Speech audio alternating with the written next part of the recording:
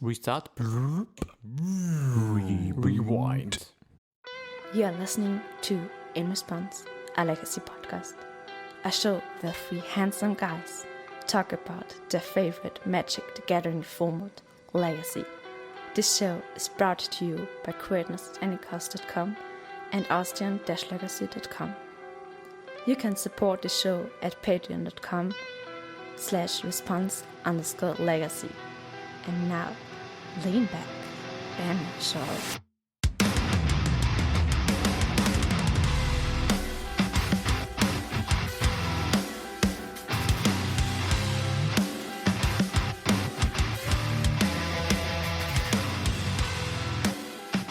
Hello everyone and welcome to the 41st episode. MC Hamster finally in the house of In Response. A legacy podcast. I'm Philipp Klein I am Daniel. And I'm Peter Blank. and we're talking about legacy. Most of the time. Woo! So we're finally back in our 3-week cycle. So, shall we start with the huge news at first, I think? We can. Yeah, At I least. think it's a great time now to start. I know we actually had a plan for this episode, but Let's switch it around. I think it's a good time. I think the biggest reason is because we heard about this 20 minutes now before we started recording, which is Minsc and Boo will finally be released on Magic Online. as well as Maddening Hex. But Yeah, that's just a footnote. that's the footnote. I mean, both cards haven't been on Magic Online, and a lot of people, including ourselves, I think, we don't know why. And Because they're so incredibly complicated and hard to implement. And No, it was actually... but hamsters are very hard to program, actually. yeah, because they're always running around and just gnawing on the cables and. Yeah. Yeah, I mean, those cards were in the drafting sets, in the commander drafting set, which wasn't really a thing that they wanted to implement within MTGO, since they had to add a new dungeon and stuff like that. So yeah, but I also don't understand why they hadn't put out every card that isn't like the dungeon crawling Maybe they haven't really thought about the legacy playability of these cards in the first place. I don't know, because a lot of times legacy is not on the first. It's not on a the mind. priority for Yeah. them. Yeah. It's not even on the And radar. as it turns out, actually. especially for paper Magic, Minsc and Boo is a card that a lot of people are experimenting with. It turns out to be quite powerful, and I Yeah. think it can be attributed to the fact that it is Pyroblast proof Yeah. as a threat, and it can be switched into a lot of different shells, like mostly control decks. And something I want to address here is like a lot of guys are like, yeah, we need to ban cards and stuff like that. I think this is also a big reason that we didn't have any bannings yet or any updates, because they can't really say that the current iteration of Leg is fine or not, because they don't have two of the new powerful cards in the format on MTGO, since Minsc and Boo is a good card against Delva and Maddening Hex against all blue decks, most likely, even though they play Definitely, this will be a factor. And when this card will be released to Magic Online, I think the results will actually show if they impact the format at all, or if the card maybe it's just a little bit overhyped. This can also be the case, because there's not a lot of paper Magic events to really prove that. At least not big paper Magic Not events. big ones, yes. I mean, there has been one which was won by the Wooded team player, Claudio Bonanni. He played a 4-color control version with 3 copies of Minsc and Boo in the main deck, and he won it. It was basically the Bologna Four Seasons warm-up that they played in Senigallia in Italy. Exactly, yeah. Yeah. And he won this whole event with a really nice deck list. And they even decided to open a new Discord channel or server, actually, simply because of Minsc and Boo. Minsc and Boo, and just to test it, yeah. to test it So you in can find the control. Discord server on www.xhamster.com. That's exactly the name. But unfortunately, or fortunately for all of us, it's now released from jail. And yeah, Mhm. We will see how the meta shakes up online. I'm actually a little bit more pessimistic in this case. Although Minsc is About our shakeup. You want to say? about the shakeup and about the dominance of Delver actually. Minsc is extremely strong, but it's a 4-drop, and I think 4-drops against Delver are a little bit of a liability. Of course, yeah. I So, mean, you sure, if it sticks, you win. Yeah. It's you draw 4 cards, you get a token every turn if they remove it, and yeah, if it sticks, you're probably it's definitely winning, not like say a silver bullet card kind of effect against Delver, as you mentioned, because 4 mana is still something that you have to keep in mind. There is days, there is still forceful, and historically seen control decks would board out heavy costing cards like Chase the Mindsculptor, for example, against Delver because they're just very clunky. Yeah. But of course, Parablast is also a reason for this boarding kind out of thing. these. Yeah, and That's something that we have to keep in mind is also that Minsc unfortunately is boltable. Yeah, Because that's it true. comes into play, it gets the trigger, so you can bolt in response to the ETB effect of creating the boo. And yeah, And guess who plays 4 copies in the main deck? not Delver anymore. Not that way, but they will. they will probably. No, man, Unholy Heat can of course also kill it. If Unholy Heat can hit Planeswalkers? Yeah, sure, yeah. sure. Okay, So never mind. In that case, it doesn't matter if it is. I mean, you have to get Delirium to deal 6 damage. Yeah. But besides that, yeah, there's one reason why Unholy Hit is very strong. It's not just completely creatures. missed the part. Yeah. Oh god. but yeah, we will see. For sure, I hope it will be meta shakeup. But yeah, without talking about a little bit about bannings, probably I'm not really convinced here, Peter, with your statement beforehand where you said WotC just wants to keep all the cards in the pool and then make a decision to ban something out of Delver. Because with this opinion, you can't ever ban any cards because they're pumping out so many sets all the time. Yeah.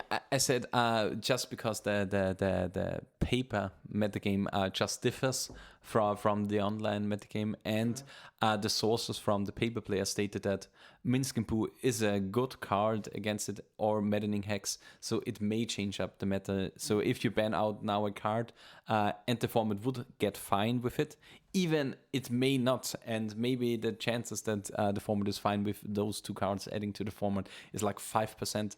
You kind of have to give it to them, give it the benefit of the doubt, and don't ban anything.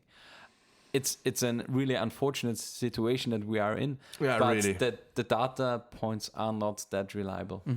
I think with Minsc a card like this entering the format, what I could see in the short term is the best control deck has been Jeskai for a long time. Yeah.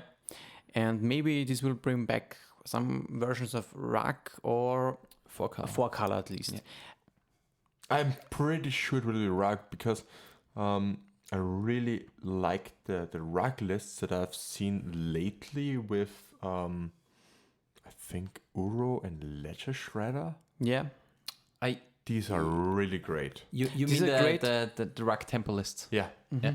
they are so cool. They have also Maddening Hex in the main deck. Yeah. Well, I've got so many damage. I also like this deck a lot, but some people have tried it and have read about their experiences a little bit, and they said, well, compared to at least Murktide regions and straight UR, it is not that good actually. So I personally think it will be more centered around 4-color because white gives you a little bit better removal suit. Yeah. This is my At least I can totally see this. But I think if you take this Rug Tempest and make it a little bit bigger, it could be I still think probably that good. I still think that you need the really good removal just to handle the threats better from Blue Red Delver in specifically, because I think the rug lists have a good win percentage against the Blue Red Delver lists, but mostly because the good players I think are playing the rug lists, and I think that the rug lists have the problem of like a little bit more of an exploitable mana base. And they are a little bit slower, which is usually better in the matchups. But the only tool that they have that the Blue Red Delver players don't have is Uro.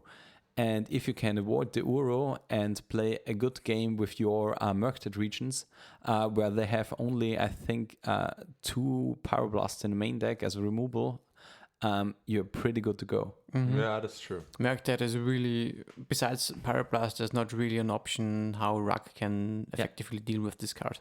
And speaking of Uro, Delver has Pyroblast as well. And it's a very big tempo swing if they get to remove Uro, if you've escaped it probably and they just countered with a Pyroblast.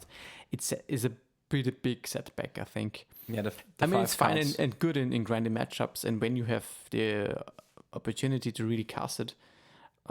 Besides that, it can be a little bit clunky, and Rug compared to straight UR, there's not really much to it. And I can see that because your mana base gets worse and something like this. And for but what this would all change if there would be no Murktide. Maybe in that sense, or in that case, this can change in the form. Definitely.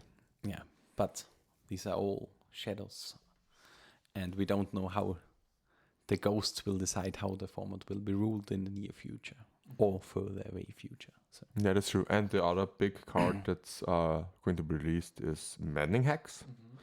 So what are your thoughts about this? I think... Or the expectations here for Maddening Hex? I think Maddening Hex is a really strong card for any deck that has access to red, because it is not only good against combo decks in specifically, but it is also a win con almost kind of an effect, or it has some kind of standstill effect attached, because when I cast spells, I get a lot of damage against control decks. So if you want to tackle combo and control and have access to red, I think probably you will have some copies of Maddening Hex. This would be a perfect card for my painter deck? Probably. It should be. I mean, I'm currently playing like Etherstone Canonist and Deafening Silences, but yeah, it could be. I have to toy with it. Well, it's a little bit slower because 3 CMC to 1 CMC. But it depends. It's not a replacement for the Deafening Silence. It's just an additional thing that it can board in versus Delver and Control, which can be played on turn 2. Oh, you can play it on turn 2. Then it's totally fine. I mean, if you would have to wait for turn 3, I think it could be too slow for your Sometimes, deck because you aren't really exerting that much pressure on your opponent with the painter. With life totals, with life totals. And therefore, I think on turn 3 it could be a little bit too slow, but on turn 2, I can totally see it. Yeah. Yeah. With 6 acceleration spells. For example, the potential of this card is so high. Like, if you would compare it to an effect like Eidolon of the Grid Reveler, is it similar? Pillar, or Pillar, exactly. Like, a control deck can take a few hits of 2 times each to cast a few spells and maybe win through it, actually. But Maddening Hex, if there's a potential to get hit by 6 damage for each spell I get cast, I think on average it is, well, of course, probably 3 damage then. It's 3.5, yeah. And this makes it a lot more. Yeah, two spells are on average 7 damage. Yeah. Compared to Eidolon's 4 damage. That's a whole bolt of a difference. Yeah. So that's huge. That's really huge. There's also the reason why, for example, this Rug deck plays this card main deck. Like a Parastatic Pillar or something like that is not really a card you would see in the main deck. And it Is it affects you too. symmetrical? no, Maddening Hex? you enchant it. Oh, You enchant it on your fuck opponent, me. and after the effect has been cast, you have to enchant another opponent. So in 1v1 it's the same opponent. A every random time. opponent, I think. Or random, whatever. So it's designed for Commander so that it switches around between your opponents, but in In 1 Legacy, versus 1, it's... it stays on your okay. opponent.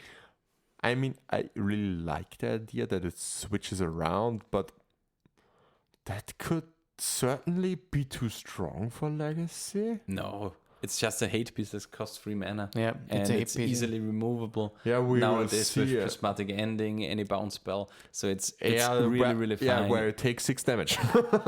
Potentially. I mean, it can happen, and I really hate that you kind of have to flip coins, how the damage is dealt. I would have been more fine if this just says you take 4, which would be really strong, but if I know I take 4, I can calculate my moves. Yeah, it's easier, definitely. But yeah, it happens. I mean, at the last FNM I played, or one of the last, I played like a Jeska list with Kitten combo, and one of my opponents played the Maddening Hex, and I rolled only 4 and above for each roll, and he had it in game 2 and game 3, and I took 14 like with 3 rolls in the first game, in the second game, and like 15 or no, it wasn't. It was 13 or something like that with 3 rolls in the third game. So yeah, it happens. It's pretty Random. Strong. It's random. random. and random. Oh, random, of course. Because if you are at like 14, you kind of say, yeah, I have to cantrip to find an answer for it. Then you take 6 and are down from 14 to 8. It's Yeah, and then in another case, you're probably just rolling 1, and you take 3. yeah. And it just does nothing, and your opponent just steamrolls you. I think this is kind of the beauty of the card actually, because it forces you to when you make decisions about how I'm gonna play around this card or how I'm gonna dig myself out of this, you have to calculate with the fact that each roll can be a 6. Yeah. And if I go for, maybe in the worst case, if I'm dead already, I have to go like for a line that says, okay, this needs to be 1 every turn, and then I might win. But on average, maybe this kind of forces the opponents to do kind of weird plays that plays around 6 damage all the time, but is not actually very good. I mean, for example, in Vintage, there's like Mana Crypt, which is also like head or tails on each upkeep. True, yeah. And if you lose the flip 5 times in a row, you're at 5 if you haven't fetched. And if you win the flip 5 times in a row, you're at 20. Yeah. And it is actually a lot, especially in a format where like Tinker to Bowler Citadel is a common play, which means like casting a lot less cards. So you will try the Maddening Hex in your painter list.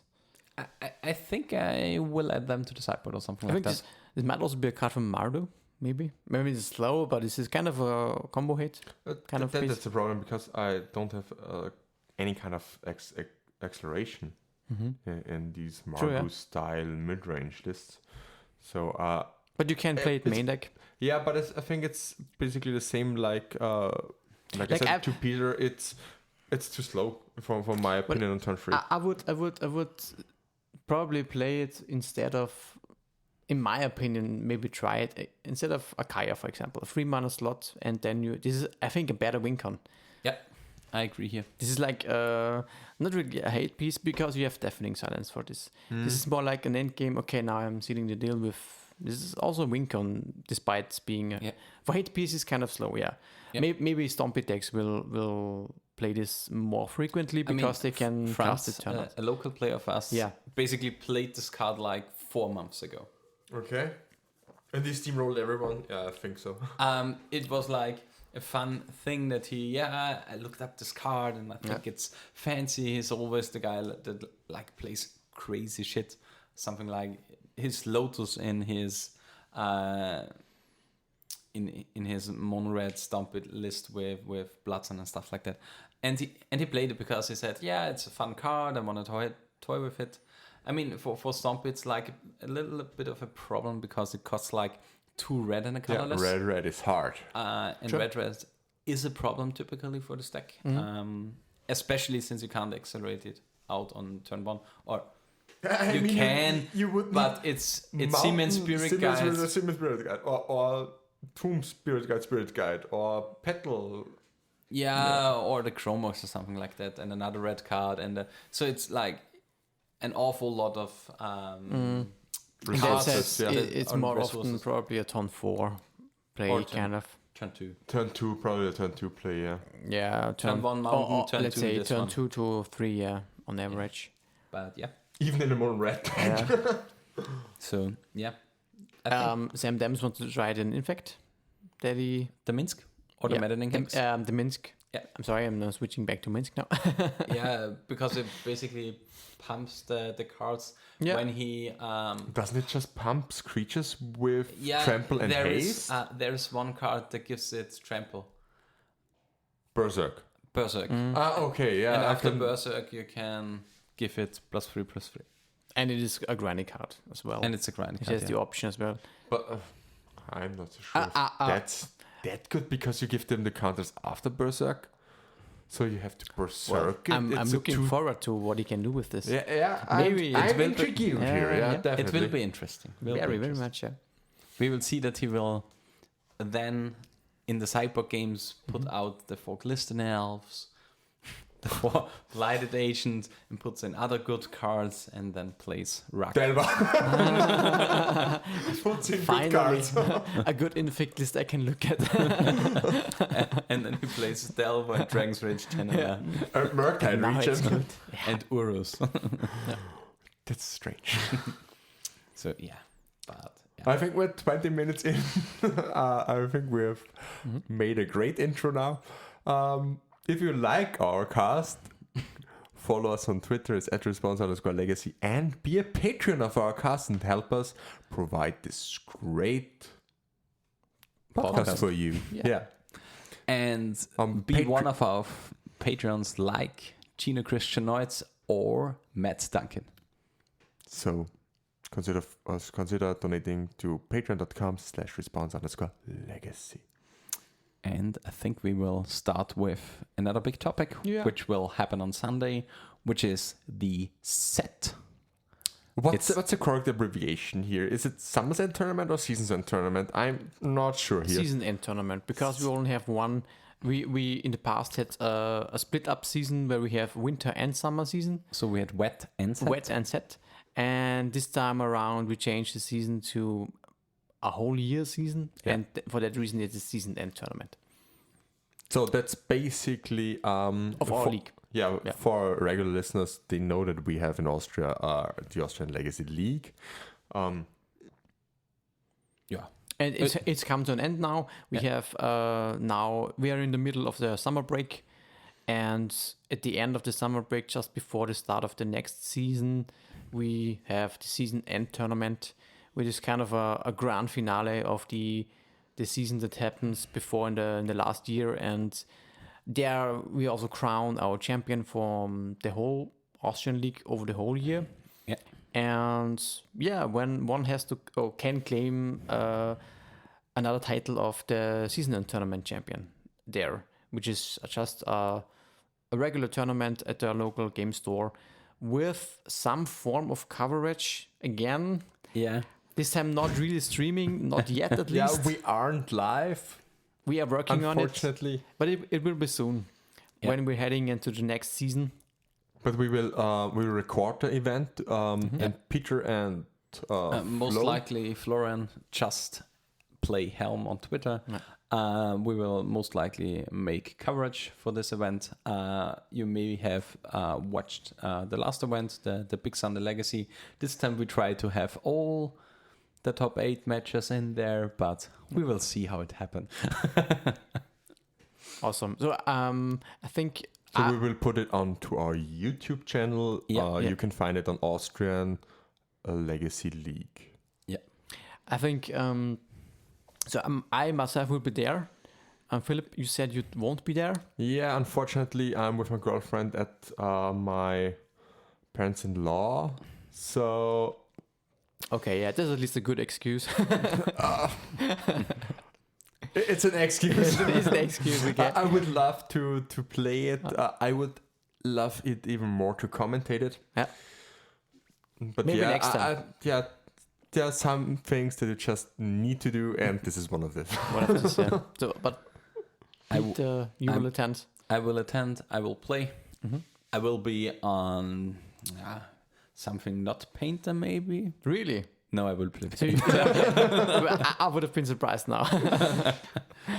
I mean, It's just your it's typical Painter list. currently my proficiency. I really like this deck, Yeah, and I think I'm getting better and better with it. I know you now have the reps a in there. little bit more about various matchups. Something like I know now how to play more against like Stompy, even though the matchup is really bad. But since I learned that you may have to mulligan for 2 drops against this deck, because I have a few of those, I can deal with chalices and stuff like that. If I can get out an Oswald or an Goblin Engineer on turn 1, it's really good, since you basically get in the portable hold, clear the chalice, then you have a game. So it's so it's kind of getting used, and I think I have to try this deck for the Four Seasons tournament in like 2 weeks. It's 3 weeks. 3 weeks.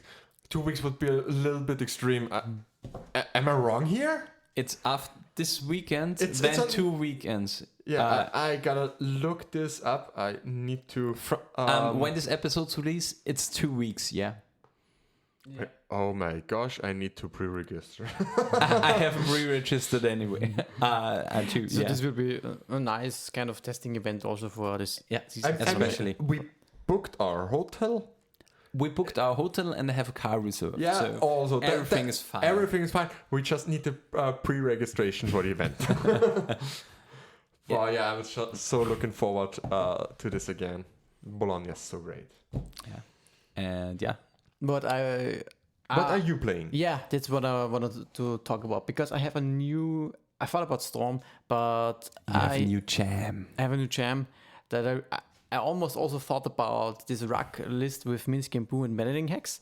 Maybe I thought about how maybe I'm just gonna run this, but I think now this is not really my I jam. probably know what you're running. Yeah, I looked up And it's Twitter. sexy as fuck. It is very sexy, and I saw a list You that was are a Marcus Evalenture now, Emily. yeah. It is Doomblade. It was I mean, the name in itself is just amazing. Yeah. it's I great. mean, is I Doomblade love it. playable? Not really anymore. The No. deck, yes. The card, The no. deck, yes, yeah. It is. So, well, technically yes, but no. Yeah. It is from Marcus Ewald, and I think Max Torschen also brewed a little bit with him. And basically, it is a hybrid between Doomsday and an Esper Stoneforge Mystic Stoneblade deck that has a minimum package of Doomsday. So a lot of cards that are good on their own before you cast Doomsday. Like Dark Ritual is, of course, a must to cast a fast Doomsday. Then you have a lot Strix. you have Strix, you have the Stoneforge package, which is a minimum. And Swords and endings. Swords and Endings, this is the sideboard. Yeah, but you have them in the 75. You have them in the 75, yeah. Do you play Mentor? No Mentor. There's other versions of Esper Doomsday that have Mentor in the sideboard, but this one opts to have the Stoneforge Mystic package as your win con, basically.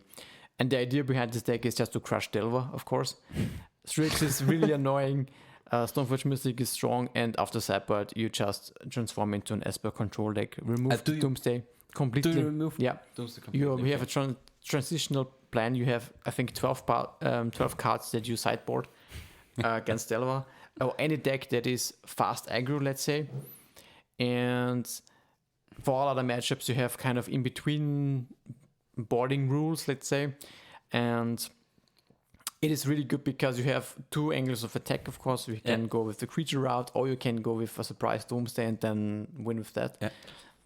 But the downside is, of course, it is not as fast as, let's say, the standard Doomsday list that goes all in. But combo. these have the Cauldron, which just Yeah. wins so many matchups on its own. True, yeah. You can just go turn to Stoneforge Mystic into Caldra and then beat up your opponent. Definitely. And you have Force backup as well in the main deck, of course. You have kind of your build your own expressive iteration with Mishra's Bubble and Predict, where you can also mess up your opponent sometimes when you bobble your opponent and predict the card away. And Predict is a nice combo piece, of course. You get through your pile rather easily. It serves two modes, actually. Yeah, 2 modes actually, yeah. And I really like this list. I have to say, I'm not really good with the piles. I still need to learn this a little bit more. Have you seen his tweet? Because he said there's basically one pile that did you 99% of the time. Yeah, if there's no interaction, you have a pile where you just go predict, mill your Thassa's Oracle. Then unearth it. Yeah. And this takes 3 mana. And this is fine, but of course it loses the graveyard hit. And against stuff like Narset, it is a problem. Endurance, whatever. If you expect Wasteland, then you don't have the 3 mana anymore. There's a lot of stuff that can interrupt this line, but it's like if you have no interaction at all, you go for it because it's the fastest way to win. Imagine if Gitax and Probe would be legal. Would be very nice, yeah. But then it would be on Storm, I think. Yeah. I know you. Yeah. That's true. So I think I will play this deck.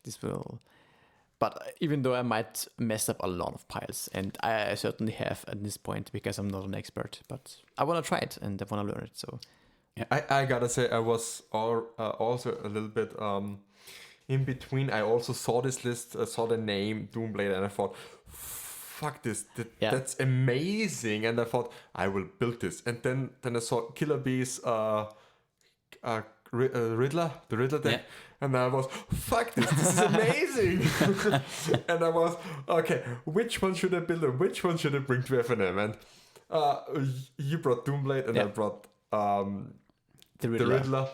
The Riddler is also a really nice name for a deck. It was such a great experience. I mean, I only went 2 and 2 for my first time playing this deck, and it just blew my mind. It was so hard to play, and it's just so great. But the real question is, how many Batman jokes did you make while playing the Riddler? 0. There's a lot of flavor. A lot of flavor missed, yeah. Yeah, that's true. But I will certainly work on this. I need to look up the best Batman jokes. Or you have to look up like riddles that you can give your opponent while comboing. Not Actually, that they have to paint something, like riddles that the Riddler said in the original Batman series. Yeah, that's great. You can. That's what they said. You can give your opponent something to do when it's like solitaire when you're playing with yourself, basically. Don't play with yourself while in a Magic tournament, however. And it almost feels like a riddle when you combo off yourself, right? You have to decide what cards am I going to draw and exile. That's such a hard part, actually. And it's a riddle, Yeah. But I'm really considering playing this in Bologna. I'm not sure if I played in the side event or in the main event, because there's a second deck that I want to play. I think your goal is to go to the X3 speedrun to drop into commentary. Yeah. So at the main event, but there's still the side event, and I'm not sure in which event shall I play the better deck. Okay, yeah. I think in like always in Italy and for seasons, there should be a lot of control decks, right?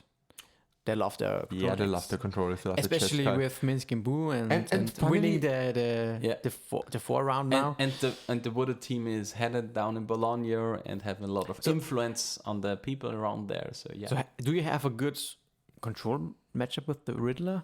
I think removal is a problem, right? I played this removal is one problem. Yeah. I played this deck one time. Yeah, I can't say. But you can be really fast. But you can be fast. It depends. And sometimes you just have Urza Saga and just make 17 tokens and just which get prismatic ending. Yeah, well, removal is of course a problem for the deck, but other than that, it's a very very fine and fun deck to explore. But it will definitely be on the hard side for a tournament deck, especially since you have to have a lot of actions, a lot of triggers that you have to announce. So it will be really, really hard. And the storm count and also storm count and the mana to floating mana because you have to write it down and stuff like that. Yeah, wow. I'm not so sure if I will do this. Yeah, maybe in the side event. Will be also interesting for me. But what is the other deck? I think you haven't talked about it. It's either Grixis or Blue-Red Phoenix. I think you should play Grixis. I'm not actually convinced because what I always hated about the Grixis Phoenix list is that they perform better than yours. No. I mean they did, but what I really disliked about them is that the second Buried Alive is always so bad, or the third one. True, yeah. And I just hate drawing dead cards. Do you know what would have made them better? Including Painter, so that you can pitch them to Force of Will. Yeah, it's not even a pitch target, so in that sense. Yeah, that's when you and play that's Painter, what it's I'm really thinking about Grixis, because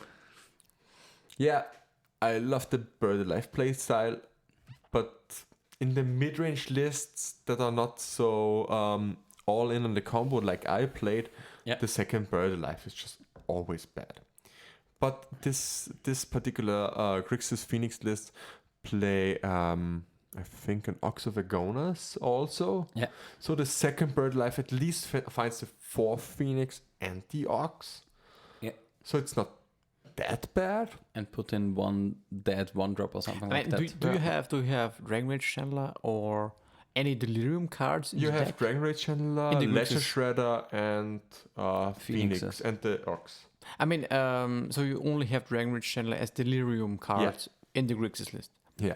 Okay, in that case, sometimes Buried Alive can help to get Delirium, but other than that, that's my biggest gripe here with the it's Grixis list. like a potential thing that it can do when you draw multiples. And last week in our FNM, I played the blue-red list. Funny side note here. You played the 64 list. I was coming to this. I had the list from the from Warrad XP's legacy article, from not the one that got published today, but the one from last week. And there was this blue-red Phoenix list in it, and I just thought, hey, this looks neat. I'm going to play this in our FNM.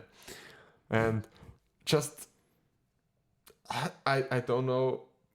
I just put 4 days in it because I thought, hey, this is blue-red. The plays Dragon Chandler, Ledger Shredder, and Arclight Phoenix. And Force of Will, this is a tempo deck. I play 4 days because that's normal.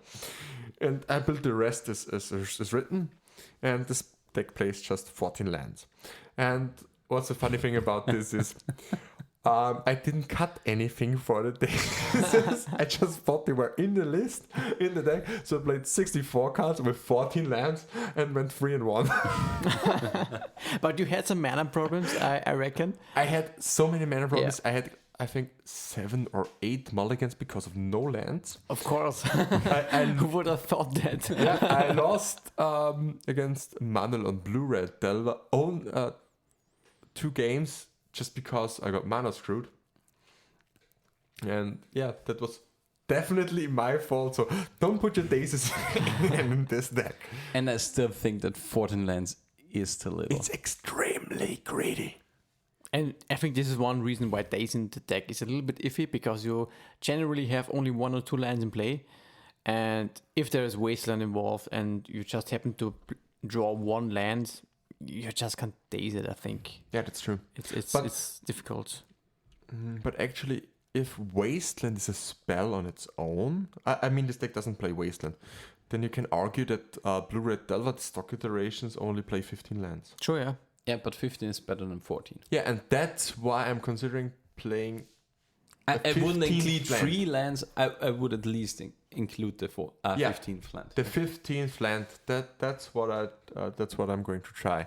So cutting the face as the 64, going back to 60 because a 60 card deck is simply better, and then Cutting probably faithless looting. cutting the 4th faithless looting, yeah, to Feels play better. for the 15th land. So I can have one Isle Mountain Steam Bands. Yeah. Which seems, in my opinion, good because I really liked having the mountain in it to be a little bit better against. And the question is if you Wasteland. want to include something like Mystic Sanctuary or something like that. Could be. I think with that few Could. lands. I mean, some, Delver also plays it. I mean, it would be the same calculation for Delver. Yeah, true. So it's Could be. could be. But We have iterations, so it kind of makes sense, right? It's basically the same deck just without Mercury Regent, And with Arclight Phoenix.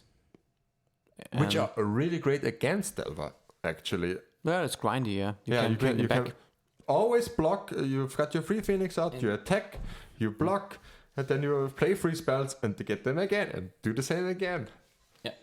really like it. So yeah, I think. Do we have any other topics? I mean, season 8 will start soon. We have a new at the week.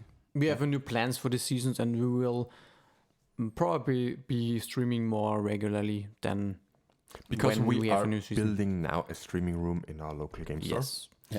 it's So- not finished, but it's in the making. I think we will talk about this in the next episode when it's finished, Mm-hmm. and we have the. But it's a little bit of a Episode teaser. launch. It's a teaser, yeah, Exactly. Actually. yeah, and yeah. What else do we have? I mean, there's a little bit of ongoing spoiler season with Dominaria. Yeah. There has not been really much legacy relevant stuff. Not really a big player, some the- niche stuff, but yeah. The spoilers aren't finished as far as I know. They're Yeah. not. But yeah. they got a huge leak, so I think we've got 2/3 of the whole set or something like that. Mhm. Yeah. And So, I'm pretty sure the only card that really stands out would be Karn's Silex. Silex, yeah. I mean, where would you play it? Probably in Stompy.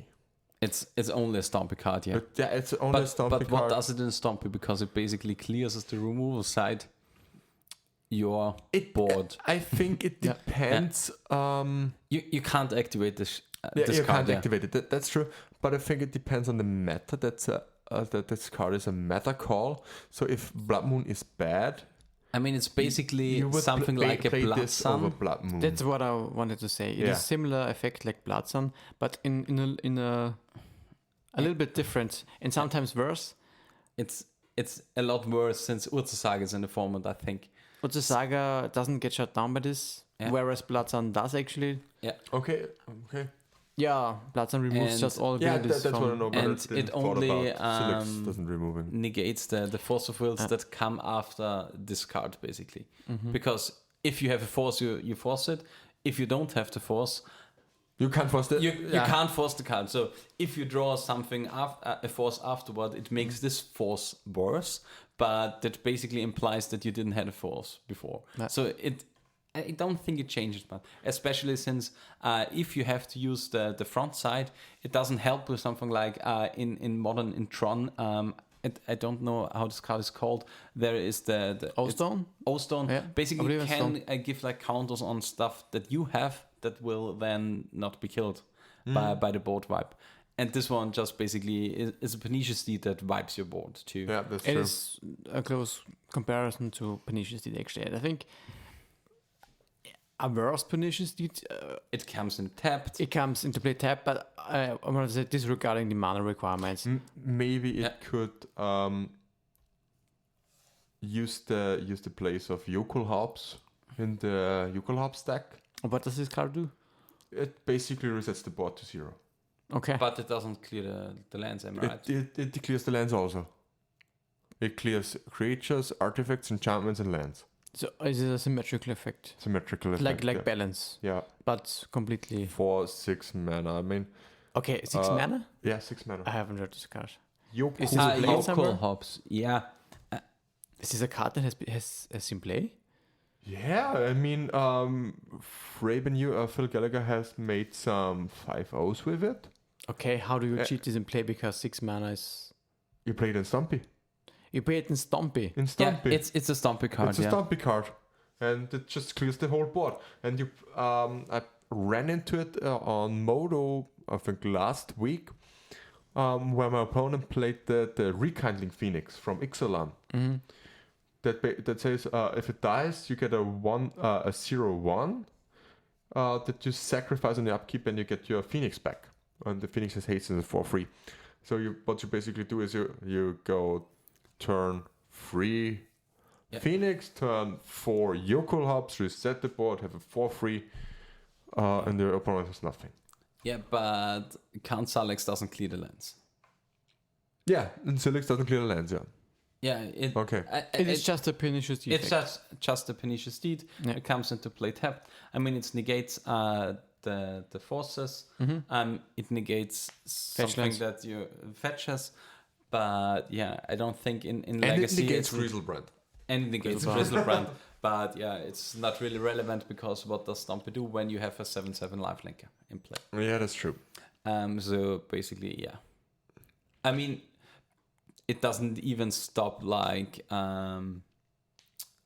reanimate because it's like you lose the life. So it's not additional life lost by casting.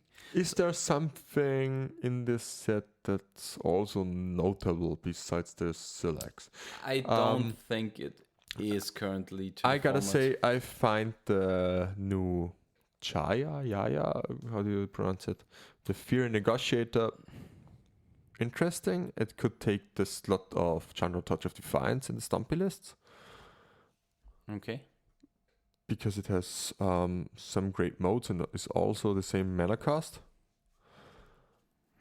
Yeah, for example, it has like it's the same mana cost. It +1 creates a 1/1 red monk creature token with prowess. So basically a little swift spear. It starts with 4. Its -1 is exile the top card. Top 2 cards, you may play one of those for the turn. For -2, you choose a creature an opponent controls. Whenever you attack this turn, it deals damage equal to the number of attacking creatures to the creature. So it's basically like semi-removal, which is only playable in Stomp lists that play like 8 goblins or something like that, which versions don't usually play Chandra. But you have your own token engine here. Yeah, you have a token engine too. So yeah, maybe it gets something. And it's -8 is basically irrelevant since it needs 4 turns. But you get an emblem with whenever you cast a red instant or sorcery, you copy it twice. I think that the +1 of Chandra is make 2 red, and also it is also +1 to reveal the first card, right? It's Okay. 2 +1. I think these 2 effects are one that I like for Stompy a little bit more, because sometimes you need the extra 2 mana. Yeah. And also like that you get to plus your Planeswalker and draw a card, which is not the case for this one. Yeah. And the Chandra also has this -3 to deal 4 damage, I think. This is the comparable. -3 is a lot better than I this think one. also better in that sense. I personally think Chandra is better, but I am actually not sure if Stompy plays Chandra in the first place Anymore. anymore. I'm not sure. The creature It's- heavy lists don't play it. Yeah. There are few planeswalker lists. It's an option. Yeah. And but maybe this card will still play. The only card that Peter and I were talking about today would be Sarah's Paragon. Yeah, we talked about it, and I think it would be a card that I like against like control deck basically a specifically. mini Lurrus. It's a Lurrus for 4, which can also play lands, which is kind of something that I would be interested. But maybe it's like 1 mana too expensive to play. But I think I would like it. But when we talked about like Maddening Hacks, which is a card that I would bring into those matchups, I think it's better to play those, because like way more versatile in matchups to play against, And Hex and it doesn't costs get- only 1 less. And Hex doesn't get Meltdown or hit I mean- by swords. This one doesn't get Meltdown either. Yeah, but so- you get hit by swords. yeah, true. But this one also gets hit by a prismatic ending. But it deals damage. But it deals damage, yeah. I think nothing too exciting for this set, but maybe in the next set. We'll see. The remaining spoilers are coming out in the next few days, I think. Yeah. But I think this wraps it up quite nicely. Pretty much. So for our listeners, keep an eye out for Phil and myself. We will be in Bologna playing. Daniel is unfortunately not there. I will be playing the Vintage main event on Saturday and the Sunday Legacy main event. And Phil will be playing the Saturday side event in Legacy and the speedrun main events to commentary on Sunday for Legacy. It's my personal goal to go 2 free commentary drop. So you can find me certainly on twitch.tv/ no idea actually the Four Seasons channel on Sunday. And yeah, where can we find you, Phil? On social media, so we conclude the show. I think you never asked me that in our cast. So you can find me on Twitter. It's @PhinikMTG, PhinikMTG. And Daniel, where can we find you on social media? You can find me also on Twitter. It is @FlyingDelver.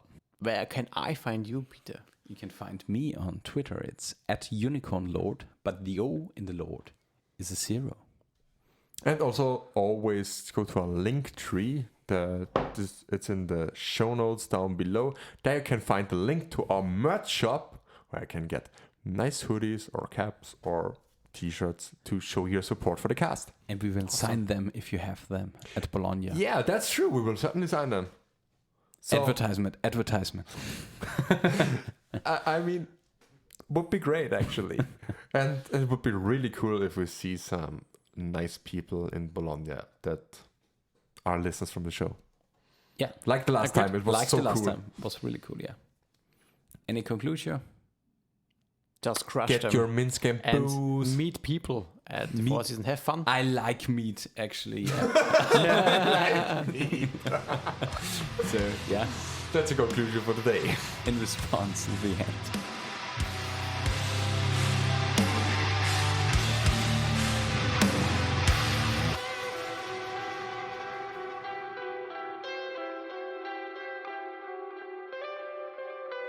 This was In Response, a Legacy podcast.